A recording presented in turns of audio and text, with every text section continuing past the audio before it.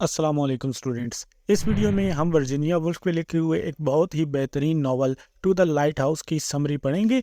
20वीं सदी के स्टार्ट में स्ट्रीम ऑफ कॉन्शियस नाम की एक लिटरेरी टेक्निक मुतारिफ हुई थी जिसने बहुत ही ज़्यादा फेम हासिल की थी, और इस टेक्निक को अच्छे से यूज़ करके इतना फेमस करने वाले लोगों में से वर्जीनिया वुल्फ भी एक है। स्ट्रीम का मतलब है नदी और कॉन्शियसनेस का मतलब है ख्यालात यानी आपके thoughts. So stream of consciousness मतलब ख्यालात की बहती हुई नदी। अब कुछ नॉवेल्स के फेमस होने की वजह उनकी अच्छी स्टोरी होती है। कुछ नॉवेल्स अपने किसी एक ख़ास कैरेक्टर की वजह से बहुत ज़्यादा फेमस हो जाते हैं। उसी तरह इस नॉवल के फेमस होने की सबसे बड़ी वजह यही स्ट्रीम ऑफ कॉन्शियसनेस की टेक्निक ही है, जिसमें राइटर हमें ये अच्छे से बताती हैं कि किस तरह कभी कभी तो हम अकेले बैठकर बहुत सारी बातों को सोचते हैं, यानी हमारे ख्यालों की नदी बहती है। लेकिन इसी तरह कभी कभी ऐसा भी होता है कि हम किसी फैमिली इवेंट में बैठे होते हैं और फिज़िकली तो हम उनके साथ होते हैं, लेकिन मेंटली तौर पर हम वहाँ हाजिर नहीं होते और दिमाग में हमारे और ही बहुत सारी चीज़ें चल रही होती हैं। इस टेक्निक यानी स्ट्रीम ऑफ कॉन्शियसनेस को वर्जीनिया वुल्फ ने इस नॉवल में बहुत ही अच्छे से यूज़ किया है। तो चलिए बगैर टाइम को वेस्ट किए हुए इस नॉवल की समरी को उसी तरीके से पढ़ते हैं जिस तरीके से वर्जीनिया वुल्फ ने इस नॉवल को लिखा था।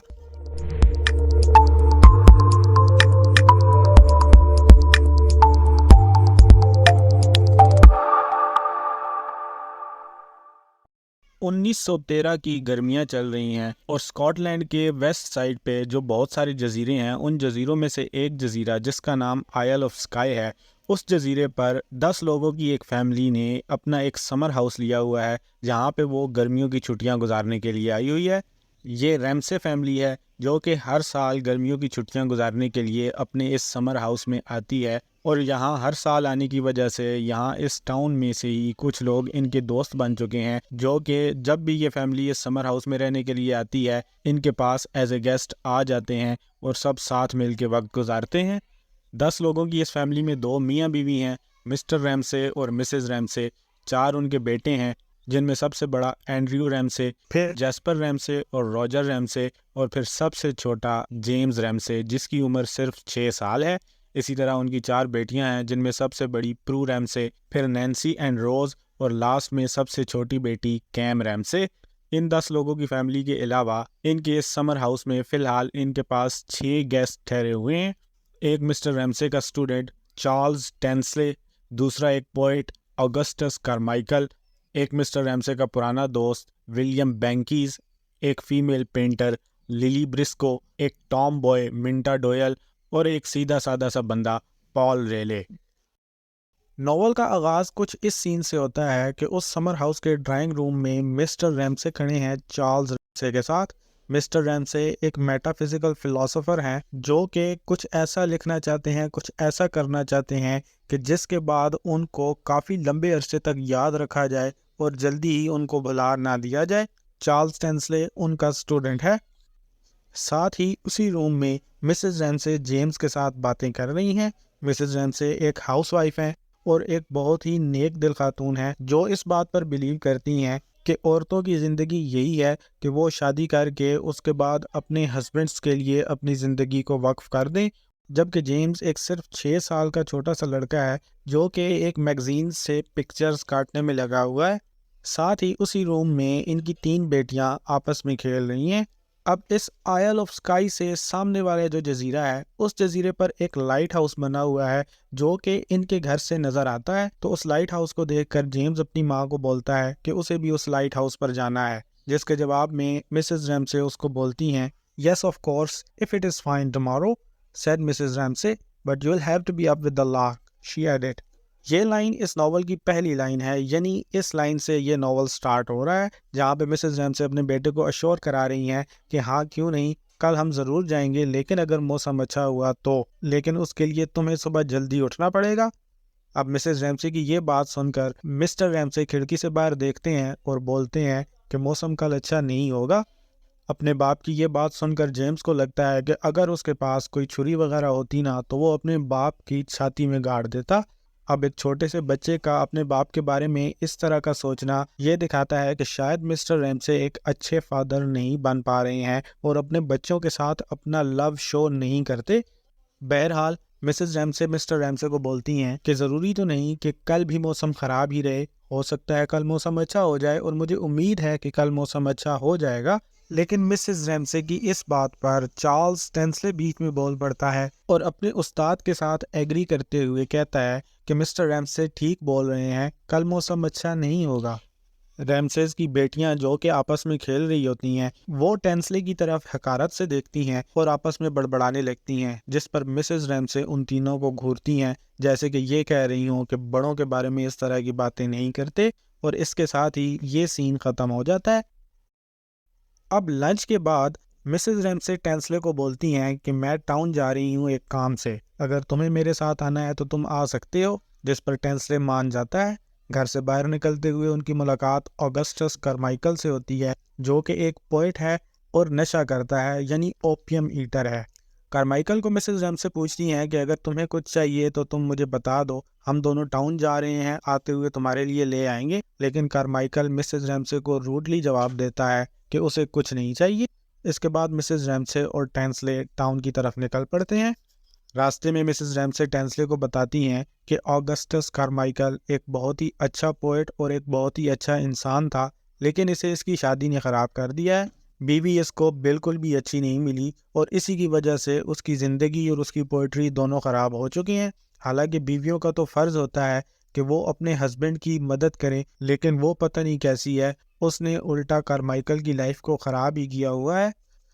अब इसी किस्म की बातें करते हुए उन दोनों की नज़र एक सर्कस के बोर्ड पर पड़ती है, तो मिसेस रैमसे टेंसले को बोलती हैं कि यहाँ तो सर्कस लगी हुई है, हम ऐसा करेंगे, हम सारे मिलकर सर्कस देखने आएंगे। जिसके जवाब में टेंसले उनको बताता है कि शायद आपको मेरी बात का यकीन ना आए, लेकिन मैंने आज तक सर्कस नहीं देखी। मैं क्योंकि एक बहुत ही गरीब फैमिली में पैदा हुआ था और 13 साल की उम्र से ही मैं इंडिपेंडेंटली जी रहा हूँ, तो मेरी लाइफ कुछ ख़ास रही नहीं है। सो मैं अगर आप लोगों के साथ ये सर्कस देखने आऊँगा तो मुझे यकीन जाने बहुत ज़्यादा खुशी होगी। मिसेस रैमसे जब टेंसले की ये बात सुनती हैं तो उनको रियलाइज़ होता है कि शायद टेंसले का ये जो अक्खड़पन है वो इसी वजह से है क्योंकि इसने अपना बचपन इतनी मुश्किलात में गुजारा है। बहरहाल इसके बाद मिसेस रैमसे उस टाउन के एक घर में जाती हैं और चार्ल्स टेंसले बाहर खड़ा होकर ये सोच रहा होता है कि ये वुमेन कितनी ज़्यादा अच्छी है। 50 साल से ज़्यादा इनकी उम्र है, 8 इनके बच्चे हैं, लेकिन अभी भी ये एक तो खूबसूरत इतनी ज़्यादा है और ऊपर से सबके साथ इतना ज़्यादा अच्छा बिहेव करती हैं। सो मिसेस रैमसे जब उस घर से बाहर निकलती हैं तो टेंसले उनका पर्स उनसे ले लेता है कि आप ये पर्स मुझे पकड़ा दें, मैं आपके लिए इसको होल्ड करता हूँ। मिसेस रैमसे मना तो करती हैं, लेकिन टेंसले इसरार करता है और उनसे पर्स ले लेता है और फिर वो घर वापस आ जाते हैं। अब सीन ड्राइंग रूम के बाहर लॉन की तरफ शिफ्ट होता है, जहाँ पे लिली ब्रिस्को पेंटिंग बना रही है और मिस्टर रैमसे चहलकदमी करते हुए अल्फ्रेड टेनिसन की एक पोएम को ऊंचा ऊंचा पढ़ रहे होते हैं।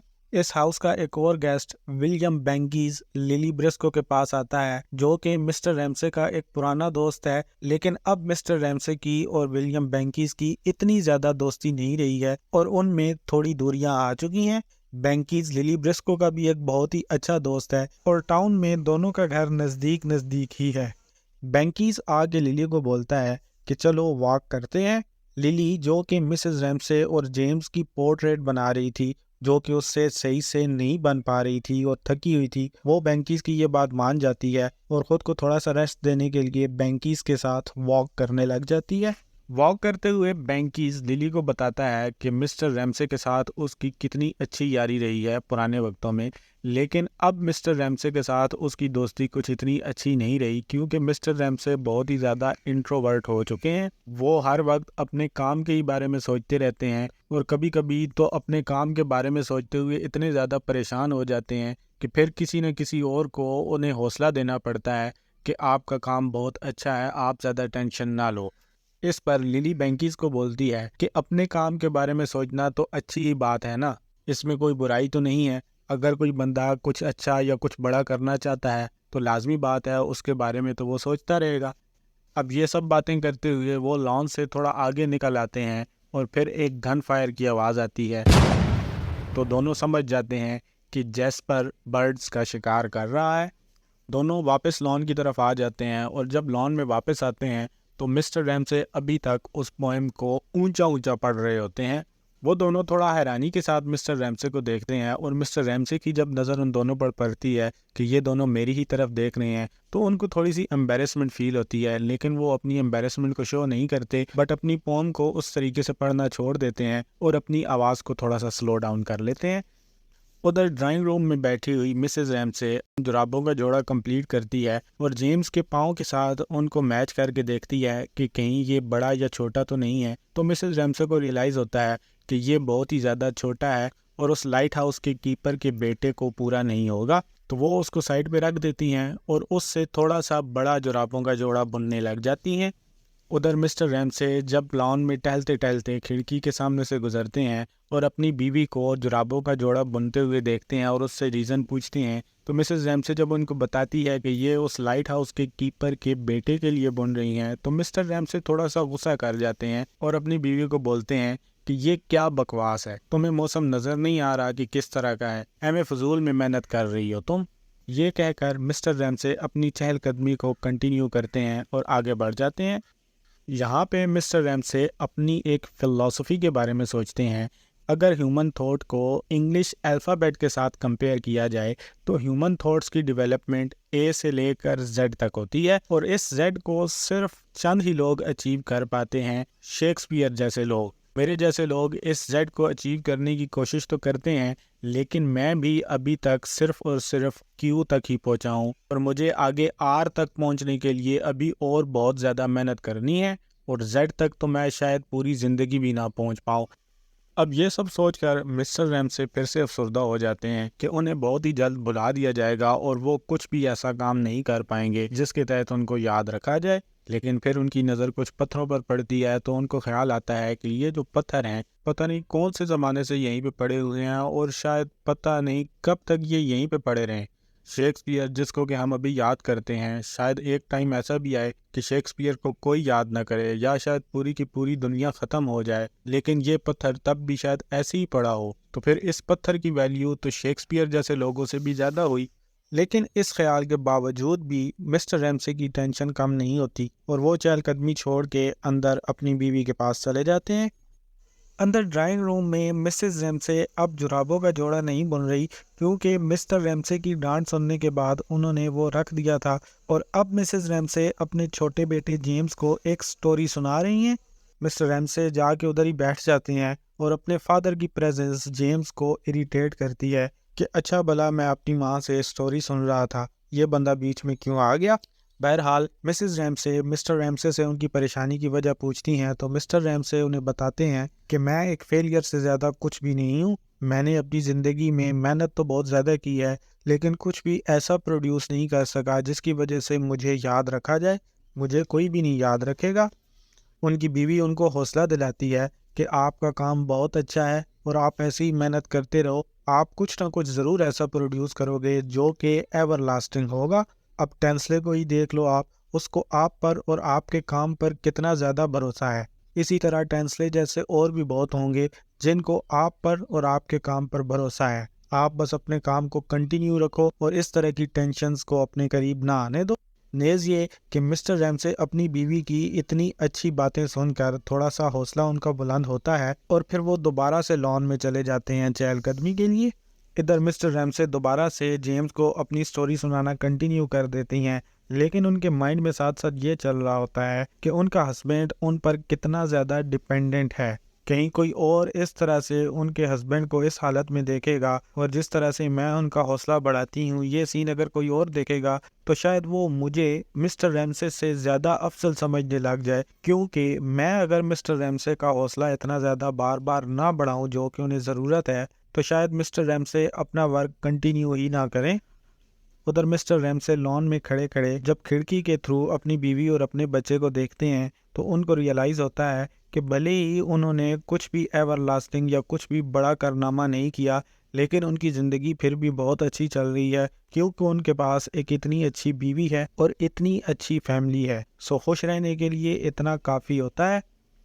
उधर लिली बैंकीज को अपनी बनाई हुई पेंटिंग शो करती है और जब वो बैंकीज को अपनी पेंटिंग दिखा रही होती है तो उसके दिमाग में मिसेस रैमसे और चार्ल्स टेंसले के रिमार्क्स चल रहे होते हैं, जहाँ पे चार्ल्स टेंसले ने लिली को ये बोला था कि औरतें ना तो अच्छा लिख सकती हैं और ना ही अच्छी पेंटिंग कर सकती हैं, और मिसेस रैमसे ने उसको ये बोला था कि तुम जब तक शादी नहीं करती तुम लाइफ को अच्छे से समझ नहीं सकती और ना ही लाइफ को अच्छे से एंजॉय कर सकती हो, तुम्हें शादी कर लेनी चाहिए।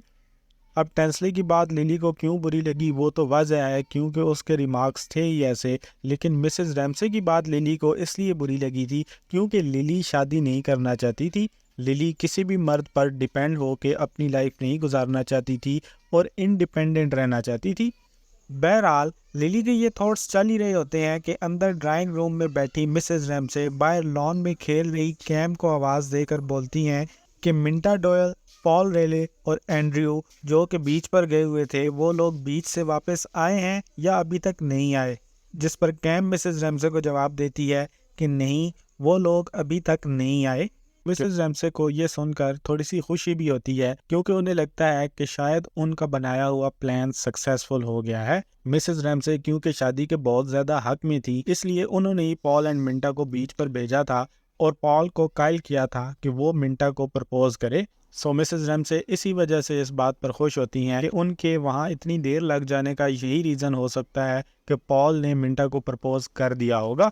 अब वैसे तो मिसेस रैमसे को कभी कभी ये ताना सुनने को मिल जाता है कि तुम दूसरों पर अपनी मर्जी थोपती हो, लेकिन मिसेस रैमसे इस बात से एग्री नहीं करती क्योंकि उन्हें लगता है कि दूसरों की शादी कराने से ज़्यादा इम्पोर्टेंट ये है कि इस टाउन में एक हॉस्पिटल हो, एक डेयरी फार्म हो, लेकिन अब मेरे पास इतने ज़्यादा पैसे या इतने ज़्यादा सोर्सेज तो हैं नहीं कि मैं इस टाउन में एक हॉस्पिटल या एक डेयरी फार्म खुलवाऊं, तो मैं वो तो कर नहीं सकती। सो जितना मैं कर सकती हूँ अपने चाहने वालों के लिए कम अज़ कम उतना तो करूँ।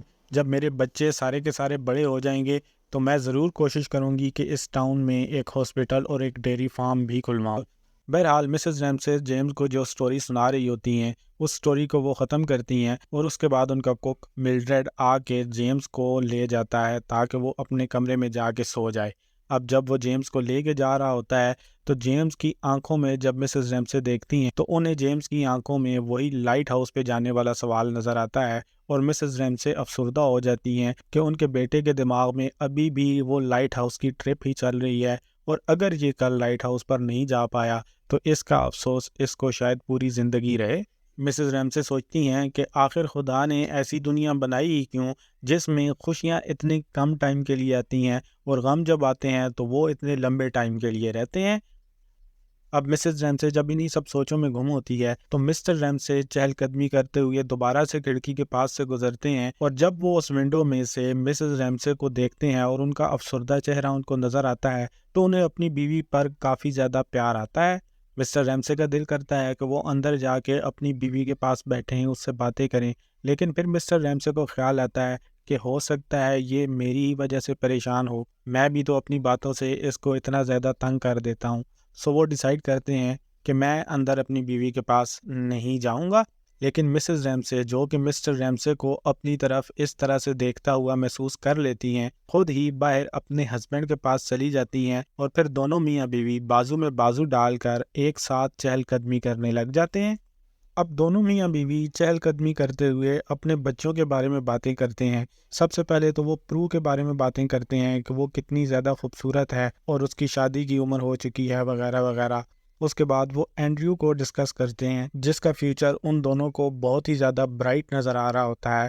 और फिर मिसेस रैमसे अपने हस्बैंड को जैस्पर की शिकायत लगाती हैं कि उन्हें जैस्पर का यूं बर्ड्स को शूट करना बिल्कुल भी पसंद नहीं है। इधर मिसेस रैमसे तो अपने हस्बैंड के साथ ये सारी बातें करना एंजॉय कर रही होती हैं, वहाँ मिस्टर रैमसे और ही सोचों में गुम होते हैं। मिस्टर रैमसे सोचते हैं कि उनकी लाइफ का जो मोस्ट प्रोडक्टिव पीरियड था वो ख़त्म हो चुका है और अब उनकी लाइफ का ऐसा पीरियड चल रहा है जहाँ पे उनका दिमाग उनको इतना सपोर्ट नहीं करता कि वो कुछ प्रोडक्टिव कर पाएँ। मिसेस रैमसे अपने हस्बैंड का चेहरा पढ़ लेती हैं और मिस्टर रैमसे को बोलती हैं कि अगर आप मुझसे शादी ना करते और अपने बीवी बच्चों की जिम्मेदारियों के बोझ तले ना आते तो आप अपने करियर में शायद अभी तक सक्सेसफुल हो चुके होते। मिस्टर रैमसे को ये बात सुन के रियलाइज़ हो जाता है कि वो इतना अच्छा मोमेंट ख़राब कर रहे हैं, तो वो अपनी वाइफ का हाथ बड़ी प्यार से चूमते हैं और मिसेस रैमसे को बोलते हैं कि मेरे माइंड में इस किस्म की कोई भी कंप्लेन नहीं है। मिसेस रैमसे को मिस्टर रैमसे की ये बात बहुत ही ज़्यादा अच्छी लगती है और फिर जब उनकी नज़र लिली और बैंकीज़ पर पड़ती है तो वो सोचती हैं कि इन दोनों को भी आपस में शादी कर लेनी चाहिए और शादीशुदा लाइफ की जो खुशियाँ होती हैं इन दोनों को भी उन खुशियों को फील करना चाहिए। उधर बैंकीज लिली को ये बता रहा था कि वो कौन कौन सी कंट्री में गया हुआ है और उसने कौन कौन से बड़े पेंटर्स की पेंटिंग्स को देखा हुआ है। इस पर लिली बैंकीज को बोलती है कि मैंने इतने बड़े बड़े पेंटर्स की कुछ ज़्यादा बड़ी बड़ी पेंटिंग्स नहीं देखी हैं, लेकिन मुझे लगता है कि मेरे लिए ये अच्छा ही है कि मैंने उनकी पेंटिंग्स नहीं देखी, क्योंकि अगर मैंने देखी होती तो मुझे अपनी ये बनाई हुई पेंटिंग जो कि ऑलरेडी इतनी ज़्यादा अच्छी नहीं लग रही और भी बुरी नज़र आती। इस पर बैंकीज लिली को तसल्ली देता है और बोलता है कि हर बंदा तो इतना ज़्यादा सक्सेसफुल नहीं हो सकता ना, ये फेमस लोग भी इसी वजह से इतने फेमस हो जाते हैं क्योंकि हम जैसे आम लोग मौजूद हैं। बैंकीज की ये बात लिली को काफ़ी ज़्यादा अच्छी लगती है और लिली दिल ही दिल में बैंकीज को बोलती है कि बैंकीज तुम आम नहीं हो, तुम ख़ास हो।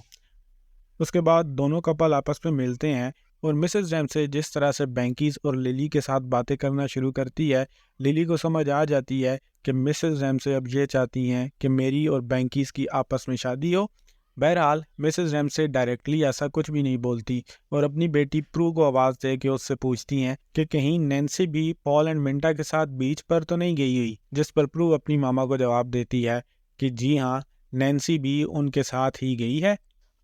अब नॉवल की स्टोरी बीच की तरफ शिफ्ट होती है, जहाँ पर Paul, Minta, Andrew and Nancy beach की तरफ जा रहे होते हैं। मिंटा बार बार नैन्सी का हाथ पकड़ती है और फिर छोड़ देती है, जो कि नैन्सी को समझ नहीं आता कि आखिर ये ऐसा क्यों कर रही है। अब मिंटा का ऐसा करना हमें बताता है कि मिंटा को भी ऑलरेडी पता था कि शायद पॉल आज उसको प्रपोज करेगा, सो इसी वजह से वो थोड़ा कंफ्यूज थी। बहरहाल जब वो बीच पर पहुंच जाते हैं तो एंड्रयू और नैन्सी अलहदा होकर अपने खेलकूद में मसरूफ़ हो जाते हैं और पॉल एंड मिंटा अलहदा हो जाते हैं। जब काफ़ी वक्त गुजर जाता है और वापस जाने का टाइम होता है तो एंड्रयू और नैन्सी पॉल एंड मिंटा को ढूंढने के लिए वापस आते हैं। तो आकर वो क्या देखते हैं कि पॉल एंड मिंटा एक बड़े से पत्थर के पीछे छुपकर किस कर रहे हैं। दोनों भाई बहन को ये काफ़ी हैरानी और शर्मिंदगी होती है कि ये दोनों किन चक्रों में लगे हुए हैं। बहरहाल वो उनको आवाज़ देते हैं और वापस जाने का कहते हैं, लेकिन जब सब वापस जाने लगे होते हैं तो मिंटा को एकदम से याद आता है कि उसने अपनी दादी माँ का दिया हुआ ब्रूच कहीं गुम कर दिया है। ब्रूच ज्वेलरी का एक पीस होता है जिसको अपने ड्रेस पर खूबसूरती के लिए लगाते हैं। बहरहाल वो सारे के सारे उसके बाद उस ब्रूच को ढूंढना शुरू कर देते हैं और उन्हें जब वो नहीं मिलता तो मिंटा रोना शुरू कर देती है। अब क्योंकि अंधेरा भी हो रहा था तो पॉल एंड एंड्रयू दोनों मिंटा को बोलते हैं कि ऐसा करते हैं, अब हम चलते हैं और हम दोनों सुबह सुबह वापस आएंगे यहाँ पे और तुम्हारा ब्रूच ढूंढ कर तुम्हें वापस ज़रूर देंगे। फिलहाल अंधेरा हो रहा है, चलो घर वापस चलते हैं। अब घर वापस चलते हुए पॉल के दिमाग में ये चल रहा होता है कि उसने मिंटा को प्रपोज तो कर दिया है, लेकिन उसको जितनी खुशी होनी चाहिए थी उतनी खुशी नहीं हो रही है। शायद उसने मिंटा को प्रपोज मिसेस रैमसे के फोर्स करने पर किया है, इसलिए उसको इतनी ज़्यादा खुशी नहीं हो रही। पॉल सोचता है कि मैं जाकर इस बारे में मिसेस रैमसे से बात करूंगा, लेकिन फिर उसको ख्याल आता है कि ये बात करके एਵੇਂ अपना मजाक ही उड़वाने वाली बात है। जो हो गया है वो तो हो गया है, सो बेहतर यही है कि अब इस बारे में किसी से कोई बात ना की जाए।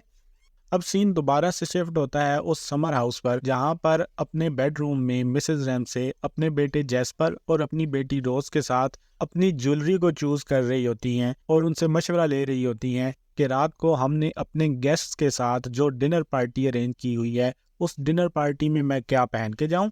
अब फिजिकली तो मिसेस रैमसे ज्वेलरी चूज कर रही होती हैं, लेकिन मेंटली तौर पर वो पॉल एंड मिंटा के बारे में ही सोच रही होती हैं कि पॉल ने मिंटा को प्रपोज कर दिया होगा या नहीं किया होगा, कहीं नैन्सी के वहां जाने की वजह से पॉल को मिंटा को प्रपोज करने में कोई परेशानी ना हो गई हो, वगैरह वगैरह। जब ज्वेलरी डिसाइड हो जाती है तो उसके बाद जब मिसेस रैमसे नीचे जाने वाली होती हैं तो उनके कमरे की खिड़की पर बर्ड्स का एक जोड़ा आके बैठ जाता है, जिन दोनों को मिसेस रैमसे ने मैरी एंड जोसेफ का नाम दिया हुआ होता है।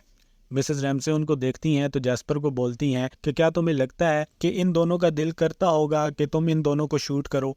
इस पर जैस्पर उल्टा अपनी अम्मी का ही मजाक बना देता है, ये कहते हुए कि मामा क्या आपको ये लगता है कि ये सच में मैरी एंड जोसेफ हैं? जैस्पर का ऐसा काउंटर आंसर सुन के वो चुपचाप से नीचे चली जाती हैं। जब वो नीचे डाइनिंग रूम की तरफ जा रही होती हैं तो उधर से पॉल, मिंटा और एंड्रयू एंड नैन्सी वापस आ रहे होते हैं। मिसेस रैमसे का दिल तो करता है कि वो अभी के अभी फ़ौरन ही जाकर पॉल से पूछे कि क्या तुमने मिंटा को प्रपोज कर दिया, लेकिन मिसेस रैमसे को पता होता है कि इस बात का जवाब उन्हें फ़ौरन नहीं मिलेगा। सो वो चुपचाप डाइनिंग रूम की तरफ चली जाती हैं। उसके बाद वेटर्स डाइनिंग गोंज को बजा देते हैं, जिसका मतलब ये है कि जो भी गेस्ट्स आए हुए हैं यहाँ पे वो डाइनिंग रूम में आ जाएं, क्योंकि खाने का टाइम हो चुका है। डाइनिंग रूम में जब पॉल एंड मिंटा के अलावा बाकी सब गेस्ट्स पहुंच जाते हैं तो मिसेस रैमसे सबसे पहले सबको सूप सर्व करती हैं, और इसी दौरान टेंसले ये सोच रहा होता है कि आखिर मैं यहाँ पर अपना टाइम वेस्ट क्यों कर रहा हूँ। इन औरतों को पता नहीं क्यों टाइम वेस्ट करने में इतना ज़्यादा मज़ा आता है, और इस तरह की पार्टियां करने में पता नहीं क्यों इतना ज़्यादा एंजॉय करती हैं। जो काम मैं अपने रूम में बैठ के 5 मिनट में कर सकता था, यहाँ वही काम अब 1 घंटे में होगा। बहरहाल बातों बातों में टेंसले बोलता है कि देखा, मैंने कहा था ना कि कल मौसम अच्छा नहीं होगा और हम लाइट हाउस पर नहीं जा पाएंगे। सो देख लिया, मौसम अच्छा नहीं है, हम कल लाइट हाउस पर नहीं जा पाएंगे। उसकी इस बात पर जब सारे उसको अजीब नज़रों से देखते हैं तो टेंसले सोचता है कि क्या मैं वाकई में इतना ज़्यादा बुरा हूँ? इतनी ज़्यादा मेहनत करता हूँ, मैं अपनी बहन के सारे खर्चे उठाता हूँ, उसकी पढ़ाई का भी सारा खर्चा उठाता हूँ, इसके अलावा भी जिसकी मदद मुझसे मुमकिन हो उसकी मदद कर देता हूँ, लेकिन फिर भी लोगों को नज़र आता है तो सिर्फ और सिर्फ मेरा अक्खड़पन। बहरहाल उधर मिसेस रैमसे जब बैंकीज से कुछ बात कर रही होती हैं तो उनका नौकर उन्हें बुलाता है, और मिसेस रैमसे को बैंकीज की बात को आधे में छोड़कर अपनी नौकर की बात सुनने के लिए जाना पड़ता है। वो जब बात सुनकर वापस आती हैं तो बैंकीज से अपोलोजाइज करती हैं, जिस पर बैंकीज मिसेस रैमसे को बोलता है कि इसकी ज़रूरत नहीं है। टेंसले इस सीन को देखकर नोट करता है कि इसके बाद मैं भी इसी तरह से नरम लहजे में बोलने की कोशिश किया करूंगा और ऐसे ही शाइस्ता से अल्फाज का यूज़ किया करूंगा। बहरहाल टेंसले के अक्खड़पने के ऊपर लिली उस वक्त ये सोच रही होती है कि उसे टेंसले का ये अक्खड़पन ख़त्म करने में टेंसले की हेल्प करनी चाहिए। लेकिन जब लिली को ये याद आता है कि टेंसले ने ही उसे बोला था कि औरतें ना तो अच्छा लिख सकती हैं और ना ही अच्छी पेंटिंग बना सकती हैं, तो लिली डिसाइड करती है कि इस बंदे की हेल्प तो मैं कभी भी ना करूं। लेकिन फिर फ़ौरन ही लिली के माइंड में ये आता है कि अगर मैं किसी जगह पे आग में फंसी हुई हूँ और मदद के लिए चिल्ला रही हूँ और टेंसले का वहाँ से गुजर हो, तो मुझे यकीन है कि टेंसले वहाँ पर मुझे बचाने की ज़रूर कोशिश करेगा। सो इस लिहाज से मेरा भी फ़र्ज़ बनता है कि मैं भी टेंसले की मदद करूँ। यही सब सोचते सोचते जब लिली की नज़र टेबल पर पड़े हुए सॉल्ट शेकर पर पड़ती है तो उसको रियलाइज़ होता है कि ये सॉल्ट शेकर इस टेबल क्लॉथ पे जिस जगह पे पड़ा हुआ है ये यहाँ पे काफ़ी ज़्यादा खूबसूरत लग रहा है, और वो सोचती है कि वो अपनी जो पोर्ट्रेट बना रही थी उस पोर्ट्रेट में भी उसने जो ट्री बनाया था उसको इसी सॉल्ट शेकर की तरह थोड़ा सा इस तरफ मूव करेगी तो उसकी पिक्चर और ज़्यादा अच्छी बनेगी। लिली की इन सब सोचों के दौरान ही कन्वर्सेशन फिशिंग की तरफ चली जाती है और सब फिशिंग के बारे में बातें करने लग जाते हैं। सब फिशिंग के बिजनेस पर अपना अपना पॉइंट ऑफ व्यू दे रहे होते हैं, और मिसेस रैमसे ये सोच रही होती हैं कि अब उनका हस्बैंड कुछ अच्छा बोलेगा, क्योंकि उन्हें अपने हस्बैंड की फलसफियाना और डीप बातें हमेशा ही अच्छी लगती हैं। लेकिन उसी वक्त कारमाइकल एक और सूप की प्लेट मांग लेता है, और वो मिसेस रैमसे की तरफ देखती हैं तो मिसेस रैमसे कारमाइकल को बड़े अजीब तरीके से घूर रहे होते हैं। मिसेस रैमसे अपने हस्बैंड को इशारों ही इशारों में ये बोलती हैं कि ऐसे घूरना बंद करो। उसके बाद जब तक डिनर लगता है पॉल और मिंटा भी वहाँ पे पहुँच जाते हैं और अपनी अपनी सीट पर बैठ जाते हैं। पॉल जब सबको अपने बीच से लेट होने की वजह बता रहा होता है तो उसकी बातों के अंदाज से ही मिसेस रैमसे समझ जाती हैं कि पॉल मिंटा को प्रपोज कर चुका है। अब मिसेस रैमसे सोचती हैं कि चलो ये तो एंगेज्ड हो गए, अब ऐसा करती हूँ बैंकीज और लिली का कुछ सोचती हूँ। नेक्स्ट टाइम जब भी हम एक साथ डिनर करेंगे मैं बैंकीज और लिली की चेयर एक साथ रखूंगी और इनको भी ऐसे ही वॉक्स वगैरह पर भेजूंगी ताकि ये दोनों भी आपस में एक दूसरे के साथ अटैच हो जाएं।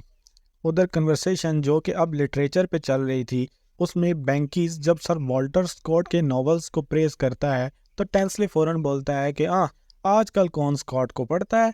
मिसेस रैमसे उसके बारे में भी सोचती हैं कि ये भी तब तक नहीं सुधरेगा जब तक इसकी शादी नहीं हो जाती या ये अपने करियर में पूरी तरह से सक्सेसफुल नहीं हो जाता। फिर वो अपनी बेटी प्रू की तरफ देखती हैं और उसके फ्यूचर के बारे में सोचती हैं कि ये मेरी बेटी है, इसकी जहाँ भी शादी होगी ये बहुत खुश रहेगी क्योंकि ये मेरी बेटी है, इसको तो बहुत ही ज़्यादा खुशियाँ मिलेंगी।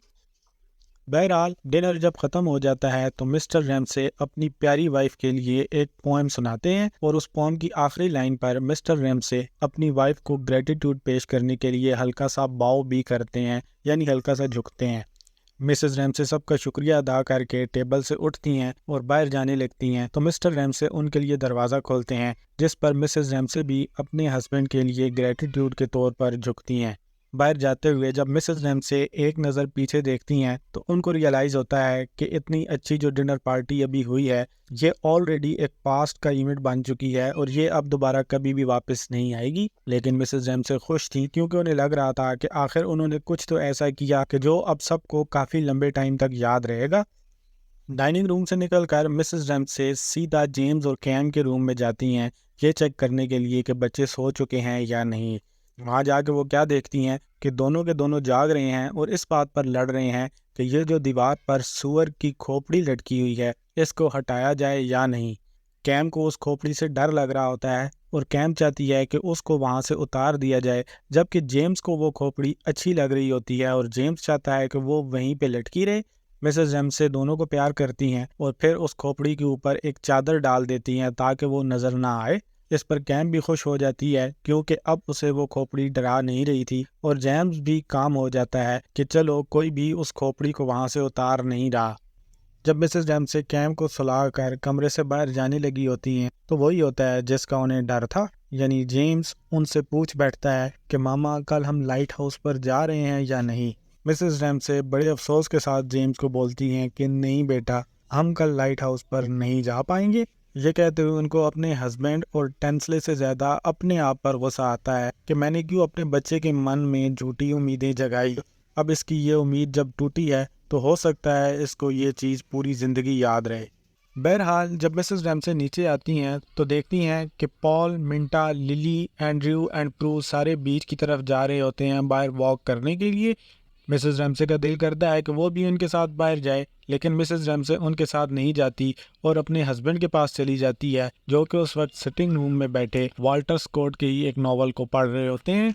मिसेस रैमसे का दिल तो कर रहा होता है कि वो अपने हस्बैंड के साथ बातें करें, लेकिन अपने हस्बैंड को बुक में इतना मसरूफ़ देखकर वो उनको डिस्टर्ब नहीं करती और ख़ुद भी एक पोइट्री की बुक उठा के पोइट्री पढ़ने लग जाती हैं।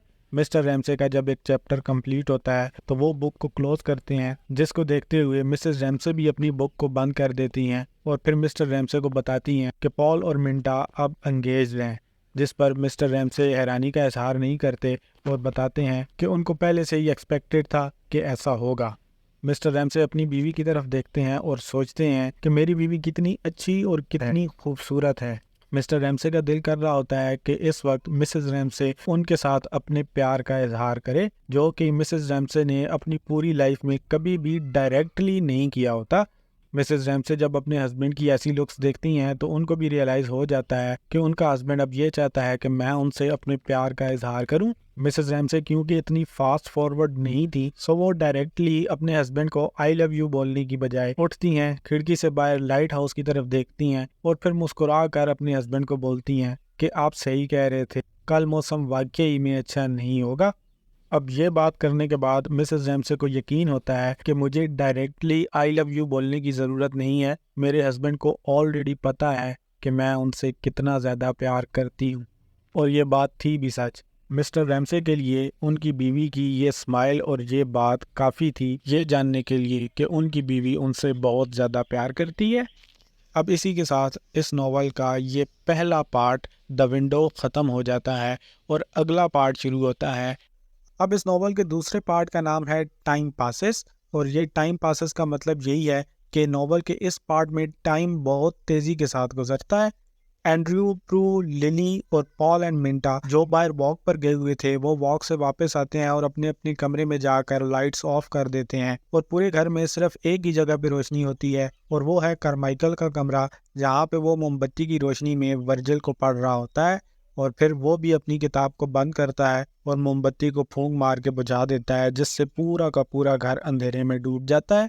वक्त गुजरता है और सारे अपने अपने घरों की तरफ चले जाते हैं और फिर खिज़ां के मौसम में एक रात अचानक से मिसेस रैमसे की डेथ हो जाती है। मिसेस रैमसे की डेथ के बारे में नरेटर हमें कुछ इस तरह से बताती है कि एक दिन सुबह सुबह मिस्टर रैमसे बाहें खोलकर मिसेस रैमसे का वेट कर रहे होते हैं, लेकिन मिसेस रैमसे उनकी बाहों में नहीं आती क्योंकि लास्ट नाइट अचानक से मिसेस रैमसे की डेथ हो चुकी होती है। आगे बाहर का मौसम आता है और फिर मई के मंथ में प्रू की शादी कर दी जाती है। प्रू की किस्मत कुछ अच्छी नहीं रहती और वो चाइल्ड बर्थ से रिलेटेड एक बीमारी से जूझते हुए गर्मियों के मौसम में वफात पा जाती है। अब तब तक वर्ल्ड वॉर 1 भी शुरू हो चुकी थी, जिसमें एंड्रयू ने भी हिस्सा लिया हुआ था। एंड्रयू फ्रांस में वर्ल्ड वॉर 2 में जंग कर रहा होता है और एक बॉम्ब की जद में आकर शहीद हो जाता है। जहाँ तक रही बात उस समर हाउस की, तो समर हाउस में अब कोई भी नहीं जाता। वहाँ पर सिर्फ और सिर्फ हवा की ही आवाज़ आती है, बाकी सिर्फ और सिर्फ खामोशी रहती है। उस खामोशी को तोड़ने के लिए कभी कभार रैमसेस की हाउसकीपर मिसेस मिकनैब उस हाउस में डस्टिंग करने के लिए आती हैं और उसके अलावा उस घर में और कुछ भी एक्टिविटी नहीं होती। उधर वर्ल्ड वॉर 1 के दौरान ही कारमाइकल अपनी एक पोइट्री की बुक पब्लिश करवाता है जो कि उसकी एक्सपेक्टेशन से ज़्यादा बिकती है। जंग ने शायद लोगों का रुझान पोइट्री की तरफ बढ़ा दिया था। अब कुछ सालों तक जब मिसेस मिकनैब को रैमसे फैमिली की तरफ से कोई भी लेटर वगैरह मौसूल नहीं होता और फिर एट लास्ट जब मिसेस मिकनैब रैमसे फैमिली की डेथ के रूमर्स को सुनती है तो उनके समर हाउस को परमानेंट ताला लगाकर वहां से चली जाती है। हाउस गंदा होता रहता है, जगह जगह पे घास उग जाती है, परिंदे कमरों में घोंसला बना लेते हैं, मकड़ियों ने हर तरफ जाल बुने हुए होते हैं।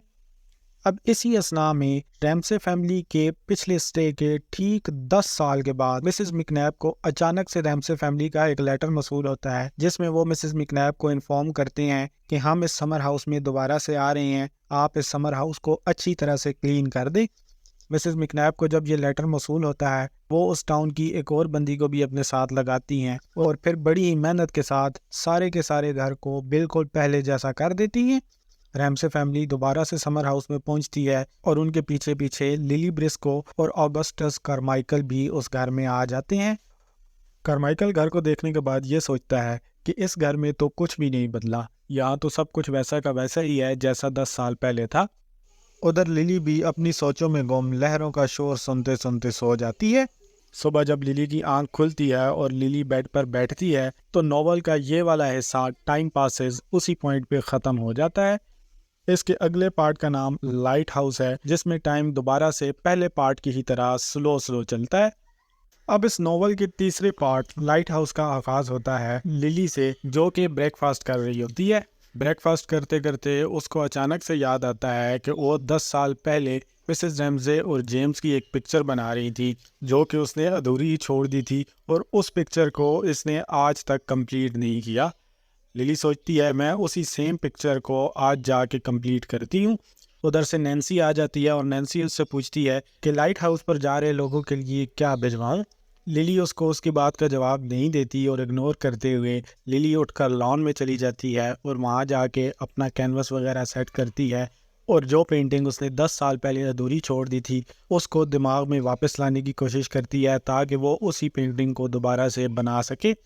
वो मिस्टर रैमसे को लॉन में इधर उधर टहलते हुए देखती है तो उसको याद आता है कि कल शाम को मिस्टर रैमसे अपने बच्चों जेम्स और कैम को बोल रहे थे कि सुबह जल्दी उठना, हम लोग लाइट हाउस जाएंगे। तो वो समझ जाती है कि मिस्टर रैमसे जेम्स और कैम का ही वेट कर रहे हैं। मिस्टर रैमसे लिली के पास आते हैं और लिली से पूछते हैं कि पेंटिंग बनाने के लिए जो जो चीज़ें तुम्हें ज़रूरत हैं सारी तुम्हारे पास हैं, अगर कुछ कम है तो बताओ मैं प्रोवाइड कर देता हूँ। जिस पर लिली मिस्टर रैमसे को बोलती है कि नहीं, उसके पास सब कुछ ऑलरेडी मौजूद है। जिसके बाद दोनों में थोड़ी देर के लिए एक ऑकवर्ड सी साइलेंस रहती है। लिली मिस्टर रैमसे का चेहरा देखती है तो उसको याद आता है कि किस तरह मिस्टर रैमसे जब परेशान हुआ करते थे तो मिसेस रैमसे उनकी हौसला अफजाई करके उनको दोबारा से ठीक किया करती थी। लिली को लगता है कि एक औरत होने के नाते उसका भी फ़र्ज़ बनता है कि वो मिस्टर रैमसे की उसी तरह से हौसला अफजाई करे जिस तरह से मिसेस रैमसे किया करती थी। लेकिन लिली चाह कर भी ऐसा नहीं कर पाती क्योंकि उसे इस तरह के वर्डिंग्स में किसी किस्म का कोई एक्सपीरियंस नहीं होता। आखिरकार साइलेंस को तोड़ते हुए लिली मिस्टर रैमसे के बूट्स की तारीफ करती है, जिसके बाद मिस्टर रैमसे उसके साथ अपने बूट्स के बारे में बातें करना शुरू कर देते हैं। मिस्टर रैमसे लिली को झुककर बूट के तस में बांधने का तरीका बताने लग जाते हैं और जब वो ऐसा करने के लिए झुकते हैं तो लिली को मिस्टर रैमसे पर बहुत ज़्यादा तरस आता है। उसी वक्त अंदर से जेम्स और कैम वहाँ पे आते हैं, जो कि अपने बाप के साथ काफ़ी रूडली बिहेव कर रहे होते हैं। उनको देख के साफ लग रहा होता है कि उन दोनों का लाइट हाउस पर जाने का मन नहीं है, लेकिन अपने वालिद के कहने की वजह से उनकी बात मानकर उनके साथ वो जा रहे हैं। लिली सोचती है कि मिस्टर रैमसे को जिस प्रेज़ की ज़रूरत मिसेस रैमसे से थी, वही प्रेज़ उनको उनकी औलाद प्रोवाइड कर सकती है, लेकिन ये बच्चे फिर भी मिस्टर रैमसे को इस किस्म की प्रेज़ नहीं देते और मिस्टर रैमसे बेचारे टेंशन में ही रहते हैं। बहरहाल बच्चों के आ जाने के बाद मिस्टर रैमसे, जेम्स और कैम तीनों वहाँ से निकल पड़ते हैं लाइट हाउस के लिए। और लिली पीछे खड़ी ये सोच रही होती है कि वो जो अभी पेंटिंग बनाएगी, इस पेंटिंग की आखिर क्या किस्मत होगी। क्या ये किसी गरीब के घर में किसी दीवार पर लटकी हुई होगी या किसी की सोफ़े के नीचे वैसे ही पड़ी रहेगी। इसके बाद लिली को टेंसली की 10 साल पहले की हुई वो बात भी याद आती है, जिसमें उसने लिली को बोला था कि लड़कियां ना तो अच्छी पेंटिंग कर सकती हैं और ना ही कुछ अच्छा लिख सकती हैं। ये बात याद आने के बाद वो अपनी पेंटिंग से थोड़ा सा ब्रेक लेती है और लॉन के किनारे पर आ जाती है, जहाँ पर उसकी नज़र एक शिप पर पड़ती है जिसका सेल खड़ा किया जा रहा होता है। लिली सोचती है कि ये कश्ती ज़रूर मिस्टर रैमसे लोगों की ही है, जो कि समुंदर पर पहुंच चुके हैं और अब यहाँ से लाइट हाउस के लिए लीव करने वाले हैं। इधर लिली उस बोट को देखती है और इधर सीन उस बोट की तरफ शिफ्ट हो जाता है, जहाँ पर 5 लोग उस कश्ती में बैठकर उस लाइट हाउस की तरफ जा रहे होते हैं। मिस्टर रैमसे, जेम्स, कैम और उन तीनों के साथ एक मल्लाह जिसका नाम मैकलिस्टर है और 5वां उस मल्लाह का एक बेटा। अब कश्ती चलाने में जेम्स भी उस मैकलिस्टर की हेल्प कर रहा होता है, लेकिन साथ साथ जेम्स को ये भी डर होता है कि मुझसे अगर ज़रा सी भी गलती हुई तो मेरा बाप मुझे फिर से क्रिटिसाइज़ करना शुरू कर देगा और मुझे बुरा भला बोलेगा। जेम्स और कैम दोनों का ही उस लाइट हाउस पर जाने का बिल्कुल भी मन नहीं था। वो दोनों के दोनों सच में सिर्फ इसी वजह से आए थे क्योंकि वो अपने वालिद से डरते थे। जेम्स को इसी वजह से अपने वालिद पर थोड़ा सा गुस्सा भी था, इसीलिए उसने यहाँ आने से पहले कैम से एक वादा ले लिया कि पूरे रास्ते में बाबा से कोई भी बात नहीं करनी है, बस चुपचाप बैठे रहना है। बहरहाल जब कश्ती आगे बढ़ती है तो रास्ते में मिस्टर रैमसे को मैकलिस्टर बताता है कि पिछले साल क्रिसमस पर उस लाइट हाउस की तरफ जाते हुए एक कश्ती डूब गई थी जिसमें बहुत सारे बंदे मर गए थे। कैम, जो कि उन दोनों की बातें सुन रही होती हैं, उसको रियलाइज़ होता है कि उसके वालिद को इस तरह की स्टोरीज़ कुछ ज़्यादा ही पसंद हैं और उसके वालिद को अगर कहीं पे किसी ऐसे शख्स को बचाने का मौका मिलता जो कि मुसीबत में होता तो उसके वालिद उस शख्स को लाजमी बचाते। कैम को अपने वालिद पर प्यार भी आता है, लेकिन क्योंकि कैम ने जेम्स से वादा किया होता है कि वो पूरे सफ़र में मिस्टर रैमसे से कोई भी बात नहीं करेगी, सो वो अपने वादे पर कायम रहती है और चुपचाप कश्ती में एक साइड पर बैठी रहती है।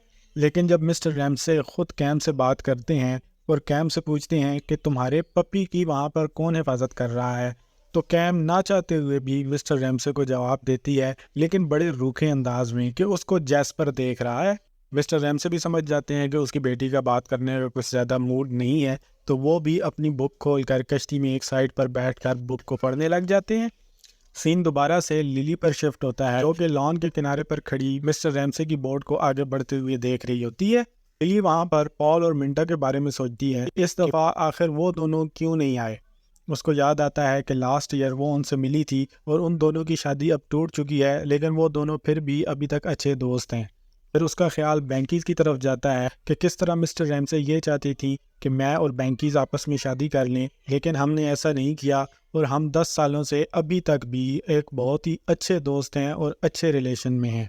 वो सोचती है कि कभी कभी बड़ों का फ़ैसला ना मानने में भी हमारे लिए काफ़ी ज़्यादा बेहतरी होती है। बहरहाल उसके बाद उसको मिस्टर रैमसे की अच्छी यादें आती हैं कि वो कितनी अच्छी खातून थी और सबके साथ कितना अच्छा बिहेव करती थी। और फिर जब उसको रियलाइज़ होता है कि उनकी अब डेथ हो चुकी है और वो अब वापस नहीं आएंगी, तो लिली को इस बात पर रोना आ जाता है और वो रोते रोते मिसेस रैमसे का नाम भी पुकारती है। फिर लिली को एकदम से रियलाइज़ होता है कि कारमाइकल भी लॉन में ही बैठा है, तो वो उसको थोड़ी सी शर्मिंदगी होती है कि कहीं कारमाइकल ने उसको इस तरह रोते रोते मिसेस रैमसे को पुकारते हुए सुन तो नहीं लिया। लेकिन कारमाइकल की तरफ देखकर उसको तसल्ली हो जाती है कि कारमाइकल तो वहाँ पे बैठा ऊँघ रहा है और उसने लिली को नहीं सुना। सो लिली दोबारा से अपनी पेंटिंग की तरफ वापस आ जाती है और अपनी पेंटिंग को कंटिन्यू करने लग जाती है। उधर मिस्टर रैमसे लोगों की बोट लाइट हाउस की तरफ जाते हुए हवा का दबाव कम होने की वजह से रास्ते में ही रुक जाती है। जेम्स, जिसने के सेल को पकड़ा हुआ था, वो सोचता है कि अब उसके वालिद किताब में से नजरें हटा के उसको क्रिटिसाइज करेंगे कि तुमने सेल को ठीक से नहीं पकड़ा, इस वजह से बोट रुक गई। जेम्स अपने वालिद की तरफ देख के सोचता है कि 10 साल पहले जो उसके दिमाग में एक ख्याल आया था अपने वालिद को मारने के बारे में, तो रियलिटी तो ये है कि वो अपने वालिद को नहीं मारना चाहता, बल्कि वो अपने वालिद के मूड्स को मारना चाहता है। जिस तरह मिस्टर रैमसे उनकी हर बात की तरदीद कर देते हैं, मिस्टर रैमसे को एटलीस्ट इस तरह से नहीं करना चाहिए। फिर जेम्स को थोड़ी देर के बाद रियलाइज़ होता है कि वो खुद भी अभी ऐसा ही मूडी किस्म का इंसान है जैसा कि उसका बाप मिस्टर रैमसे है। इस पर जेम्स सोचता है कि जिस तरह से उसके वालिद की ट्रीटमेंट की वजह से मैं इस तरह से मूडी हो चुका हूँ, हो सकता है उसके वालिद मिस्टर रैमसे भी लोगों के उनके साथ बिहेवियर की वजह से इस तरह के मूडी इंसान बन गए हों। बहरहाल जेम्स इन्हीं सोचों में गुम होता है कि हवा का दबाव दोबारा से बढ़ता है और कश्ती दोबारा से लाइट हाउस की तरफ बढ़ने लग जाती है। मैकलिस्टर उसके बाद मिस्टर रैमसे को बताता है कि हम बिल्कुल उसी पॉइंट पर पहुंच चुके हैं जहां पर क्रिसमस पर एक कश्ती डूबी थी और बहुत सारे लोग मारे गए थे। उनकी ये बात सुनने के बाद कैम को अपने फादर की मौजूदगी इस बात का यकीन दिलाती है कि अगर कुछ ऐसा वैसा हमारे साथ हो भी जाता है तो अब तो अपने वालिद के होते हुए वो पूरी तरह से सेफ है। उसके वालिद उस पर किसी किस्म का कोई ख़तरा नहीं आने देंगे। कैम का दिल करता है कि वो जेम्स को भी जाके बोले कि मिस्टर रैमसे इतने बुरे इंसान नहीं हैं, लेकिन उसको पता है कि जेम्स उसकी बात नहीं मानेगा, सो इसलिए वो जेम्स को ऐसा कुछ भी नहीं बोलती और चुपचाप बैठी रहती है। उधर लिली अब पेंटिंग बनाते बनाते टेंसले के बारे में सोच रही होती है। उसको याद आता है कि टेंसले अब एक प्रोफेसर बन चुका है और उसने कुछ अरसा पहले उसका एक लेक्चर भी सुना था जिसमें वो भाईचारे और लव के ऊपर खिताब कर रहा था। लिली को हैरानी होती है कि आखिर कोई शख्स इतना कैसे बदल सकता है। फिर लिली सोचती है कि हम दूसरे लोगों को इस तरह से जज करते हैं जिस तरह के हमारे अपने एक्सपीरियंसेस होते हैं। किसी को अच्छे तरीके से जानने के लिए हमें 50 से भी ज़्यादा आंखों की ज़रूरत पड़ सकती है। इसके बाद लिली नोटिस करती है कि कारमाइकल अब उठ चुका है और वो उठकर अपनी किताब पढ़ रहा है। जब उसकी पेंटिंग ऑलमोस्ट कंप्लीट हो जाती है तो वो उठकर दोबारा से लॉन के किनारे पर आती है, ये देखने के लिए कि मिस्टर रैमसे की शिप अब कहाँ तक पहुँची है। उधर कश्ती में मिस्टर रैमसे जो कि अपनी किताब अब ख़त्म कर चुके होते हैं, वो नैन्सी का पैक किया हुआ पैकेट वहाँ से खोलते हैं और फिर सब वहाँ कश्ती में ही उस फूड को खाते हैं। वो लाइट हाउस के बिल्कुल करीब पहुँचते हैं तो जेम्स को ये देखकर हैरानी होती है कि बचपन में दूर से जो लाइट हाउस इतना प्यारा सिल्वरी और मिस्टी कलर का सा लग रहा था, वो अब नज़दीक से वैसा नहीं लगता, बल्कि नज़दीक से वो स्टार्क टाइप का लग रहा है और उस पर विंडोज़ बनी हुई साफ़ सुथरी नज़र आ रही हैं। जेम्स सोचता है कि कोई भी चीज़ कभी भी एक जैसी नहीं रहती। बचपन में मैंने जिस लाइट हाउस को देखा था, लाइट हाउस की वो पिक्चर भी रियल थी और अभी जो लाइट हाउस मेरे सामने है ये पिक्चर भी रियल है। चीज़ें बदल जाती हैं। बहरहाल जब वो बिल्कुल किनारे के पास पहुंच जाते हैं तो मिस्टर रैमसे उठते हैं और जेम्स को शाबाश देते हैं कि तुमने बहुत ही अच्छे से सेल को हैंडल किया। जेम्स हैरान रह जाता है कि उसके वालिद उसको शाबाश दे रहे हैं। कैम जब ये मंजर देखती है तो सोचती है कि जेम्स को जिस प्रेज़ की ज़रूरत थी आखिर उसको वो प्रेज़ मिल ही गया। लेकिन जेम्स जो कि सच में अंदर से काफ़ी ज़्यादा खुशी महसूस कर रहा था, वो अपने चेहरे से उस खुशी के तासुरात का पता नहीं लगने देता और बस अपने वालिद को देखता रहता है। इसके बाद मिस्टर रैमसे एक जवान शख्स की तरह कश्ती से छलांग लगाते हैं और नीचे साहिल पर उतर जाते हैं। इधर मिस्टर रैमसे कश्ती से नीचे उतरते हैं और उधर लिली की पेंटिंग कंप्लीट हो जाती है और लिली चिल्ला कर बोलती है कि आखिर मैंने इसे ख़त्म कर ही दिया। उसके बाद वो दोबारा से लॉन के किनारे पर आती है और उसे अब कोई भी कश्ती वगैरह तो नज़र नहीं आ रही होती, लेकिन वो इमेजिन करती है कि मिस्टर रैमसे ज़रूर अब लाइट हाउस पर पहुंच चुके होंगे। कारमाइकल भी उठाता है और उसके साथ खड़ा हो जाता है और वो भी लिली को यही बोलता है कि वो अब तक वहाँ पे पहुँच चुके होंगे। लिली को एक सेकंड के लिए तो ऐसा फील होता है कि जैसे अभी तक वो जो कुछ भी सोच रही थी कारमाइकल शायद वो सब कुछ सुन रहा था। लेकिन फिर लिली कारमाइकल को वहीं खड़ा छोड़कर दोबारा से अपनी पेंटिंग की तरफ आती है, पेंटिंग को गौर से देखती है और फिर सोचती है कि अब ये पेंटिंग चाहे किसी गरीब की दीवार पर लटकी हुई हो या किसी के सोफे के नीचे पड़ी रहे, इस बात से कोई फ़र्क नहीं पड़ता। मेरा जो विजन था वो मैंने कैनवस पे उतार दिया है। और इसके साथ ही नॉवल का एंड हो जाता है। अब इस नॉवल में वर्जीनिया वुल्फ हमें बताना क्या चाह रही थी, इस नॉवल के थीम्स क्या हैं, इसके जॉनर्स क्या हैं, इसके की फैक्ट्स क्या हैं, इस पर कौन कौन से इंपॉर्टेंट क्वेश्चंस बनते हैं, इन सब के बारे में हम इंशाल्लाह नेक्स्ट वीडियो में बात करेंगे, वो भी डिटेल के साथ। फ़िलहाल इस नावल की समरी के नोट्स अगर आपको चाहिए तो वो आप डिस्क्रिप्शन से डाउनलोड कर सकते हो। मैं अब आपसे मिलूँगा उस नेक्स्ट वीडियो में, सो तब तक के लिए अल्लाह हाफ़िज़।